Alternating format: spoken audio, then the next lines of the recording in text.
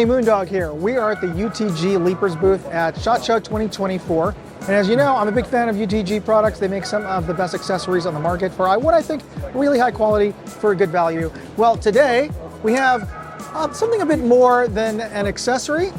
Kia, what do we have here? We have the UTG Pro True Ambi receiver set. It's an upper and a lower. That's true ambi, meaning that what you see on the right-hand side is what you're going to see on the left-hand side from a battery of arms standpoint, minus the obvious forward assist and the ejection. So by true ambi, we mean that the right side bolt catch is also a bolt release. So what you have is you have the bolt hold open. You also have the bolt release here. And obviously you have the ambi safety and the ambi magazines. So let's look at the left-hand side real quick. As you can see, it's a mirrored image. You still have the bolt catch bolt release where you normally find it. You have your ambi magazine release right here. And if you look at the bolt catch, it's rear justified towards the buffer tube. And what that's gonna do for you is you're gonna get the same type of feel like you did before, but for a left-handed person, or if you just transition to the left shoulder, you can use your trigger finger to manipulate the bolt hold open.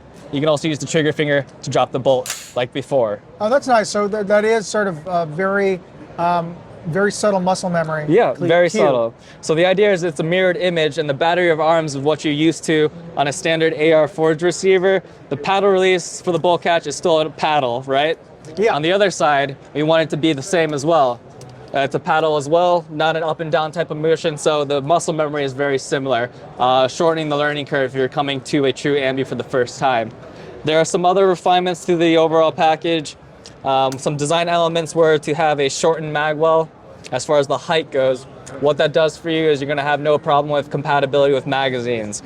That could be 10 rounders, 20 rounders, polymer, steel, high capacity beta, or drum magazines. They're all gonna work pretty much with the receiver. Moving in, since we're talking about the magwell, you can see the flaring is pretty generous. Yeah. It flows into the trigger guard. That is a nice little design touch. And the trigger guard itself is also enlarged for gloved use, whether it's winter gloves or shooting gloves. Additionally, since we're talking about this area, you'll notice there's a couple of geometry along the lines of trigger finger indexing points. So if you have large hands, one of them would be right here against the flaring on the outside, which then has a pretty nice geometry cut here to get to the trigger. Yes, yeah. Medium-sized hands, we have built into the magazine fencing a shelf right here. And then for smaller hands like myself, we have a trigger cut geometry in the trigger guards, so you can put your trigger finger right here. That's nice. Speaking about the lower, I'm gonna open it up real quick. Let me double check. On the inside, you're gonna see that there is a captured buffer detent. So it's not going to come shooting out at you when you're installing your stock assembly or taking off your stock assembly. And then on the inside here, just behind the receiver end plate for the rear takedown pin, there's a captured detent, and the spring is actually captured by a capped screw. So the receiver end plate is no longer doing the work to capture that spring or detent, meaning when you're changing out stocks or installing the stock for the first time, there is a very low chance that you will snag the spring, bend the spring, or lose the spring. All right. The system uses no roll pins, so in exchange of roll pins, we have all steel set screw pins, and the forward assist, the bolt catch, etc. It also has a receiver tensioning screw in case you want to tighten up the lockup just a little bit more between the upper and the lower. Oh, nice. And now that we have the gun open, you can see how the mechanism for the true ambi works, pivoting both sides simultaneously.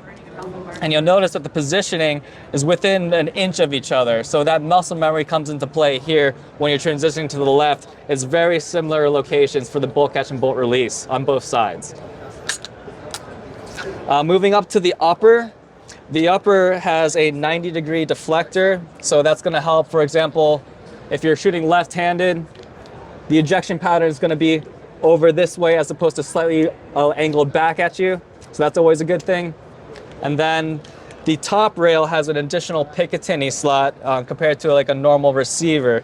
What that does for you is it gives you just a little bit more real estate, which is going to be beneficial if you have a short eye relief type of prismatic optic.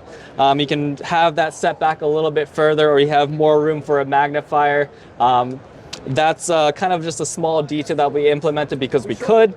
You see some pretty aggressive lightning cuts right around here, for example. So we reduced the weight of the overall package where we could without sacrificing any type of integrity as far as strength goes. Nice. At the front, we have pretty much some geometry cuts here, which will pretty much allow full compatibility with other free float handguards that are out in the marketplace. Very nice. The overall package for the receiver and the lower, the upper and the lower, is around $449 MSRP. They are also going to be sold separately. So that's going to be the same for both, for each of them? Yeah. For the standard set and for the AMB receiver set, you're going to look at the MSRP in the mid 400s. Nice. That's very reasonable. Yeah, very for reasonable. what you're getting. And that's the thing, folks. All this attention to detail is what I really appreciate UTG about. Just little design touches that are they're really practical and useful, and it's not just there for aesthetics. But aesthetically, it does look pretty badass. So I want to thank Keo here for running us through this, and I want to thank you for taking the time to watch this. Be sure to hit like and subscribe. Moondog, out. Great.